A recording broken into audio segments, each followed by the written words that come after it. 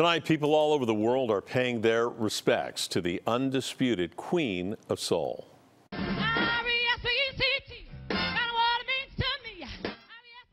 Aretha Franklin passed away today at the age of 76. In a career spanning more than 6 decades, she earned 18 Grammys, sold more than 75 million albums, and was named the greatest singer of all time by Rolling Stone magazine. She also sang for the Pope and 3 U.S. presidents. Today, President Trump offered his condolences from the White House. She's brought joy to millions of lives, and her extraordinary legacy will thrive and inspire many generations to come. Well, fans gathered outside the Apollo Theater in Harlem today to remember the music legend. Others stopped by her star on the Hollywood Walk of Fame. Fellow singers are also mourning the loss of this music legend. Barbra Streisand shared this photo on Twitter, adding, "It's difficult to conceive of a world without her." And John Legend called Franklin, quote, "the greatest vocalist I've ever known."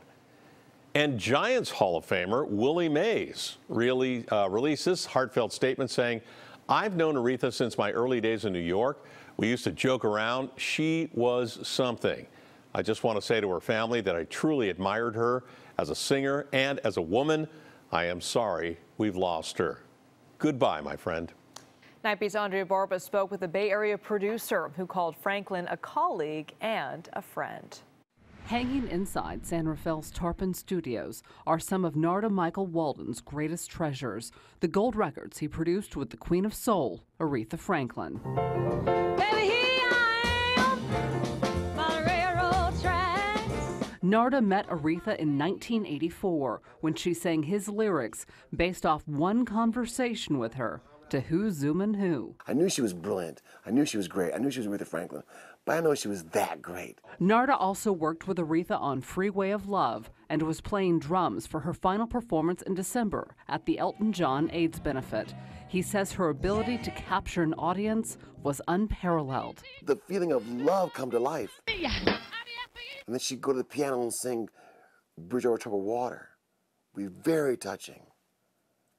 And then she wanted to dance on Freeway of Love. She had it all going on. So I was really impressed to play with her live. And the indelible mark Aretha Franklin left on the Bay Area crosses the Golden Gate Bridge out of Marin County as well. Until very recently, the southwest corner of Market and Van Ness was home to a Honda dealership.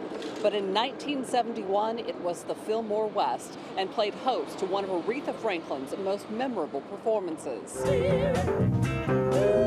It was in the Bill Graham venue when she pulled none other than Ray Charles out of the crowd and on stage. For a 9-minute rendition of Spirit in the Dark, a show Rolling Stone magazine called one of the 50 greatest concerts in the past 50 years. For Narada, lists cannot contain the Queen. But there is no chart to judge her. You cannot judge the universe. You cannot, there's no way to fathom what she's given. Narada says Aretha would want people to be dancing and singing in the dark in her honor. We love her and we keep her with us. And even though there's a transition going to heaven, let's say, the body dies, but her emotion and her ability to touch us and make us feel good is ever with me. Yeah. On the Night Beat, I'm Andria Borba.